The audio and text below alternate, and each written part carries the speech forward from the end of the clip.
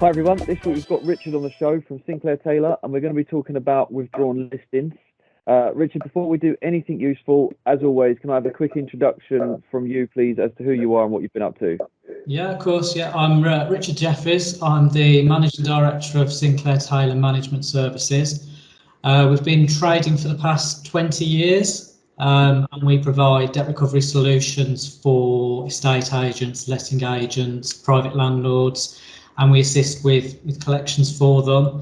We're obviously going to talk today about the withdrawn listings, but we also collect things like ground rents, service charges, former tenant rent arrears, commercial rents.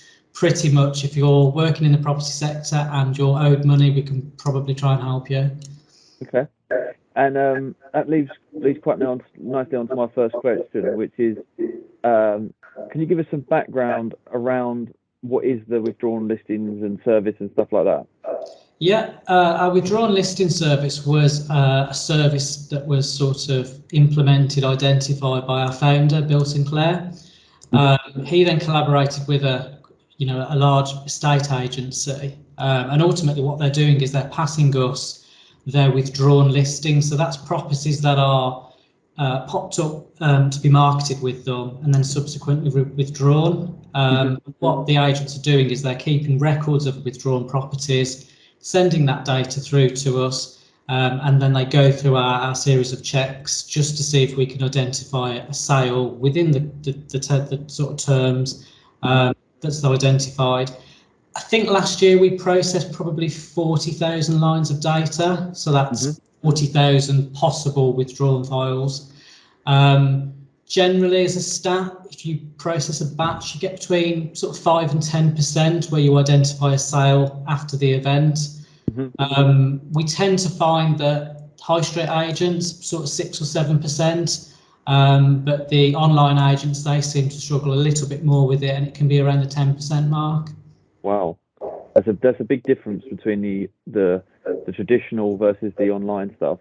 Like in terms of I know it's not, but it's close to double. Do you know what I mean? So that's an interesting stat. Yeah. What happens when say for example there's 40,000 lines of data? What happens when a sale is detected? What happens after that? So once we detect a sale, it doesn't necessarily mean that there is a fee due to the agent. So we'll go through our bespoke software, which firstly identifies the sale exists. We will then collate information to try and confirm whether the purchaser was somebody introduced by the agent. If we get a tick for that, we then look at the contractual terms that the agent entered into, and if all that is in place, that's when we will deem that there is a fee due to the agent, and we'll start the recovery cycle. Wicked. And is it a costly thing for agents? No, the recovery we do on a no collection, no fee basis. So there's no risk from that point of view. We've been sort of processing this type of work now for 20 years at least. So there's no risk to the agent, and it's a good process. Even if you take the context that a fee isn't collected, there's also this very big collaboration between the agents, feeding back to them, where something may have gone wrong with a particular case, or whether perhaps contractual terms need looking at.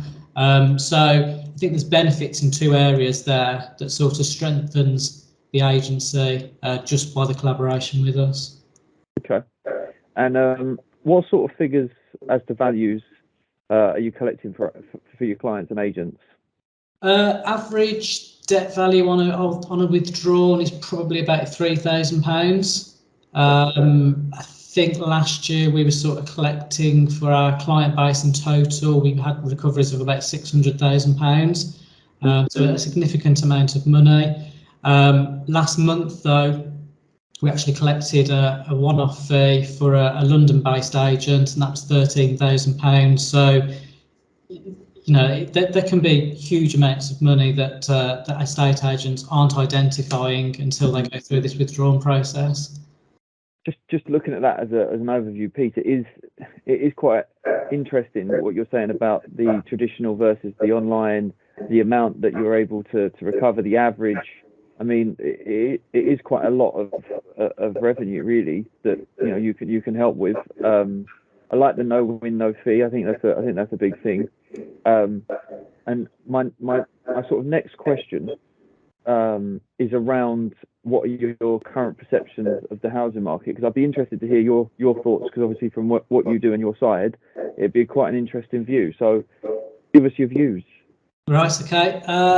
From the agents we speak to and from our own kind of day to day, it's very busy. You see in the news, the estate agency house sales are very busy.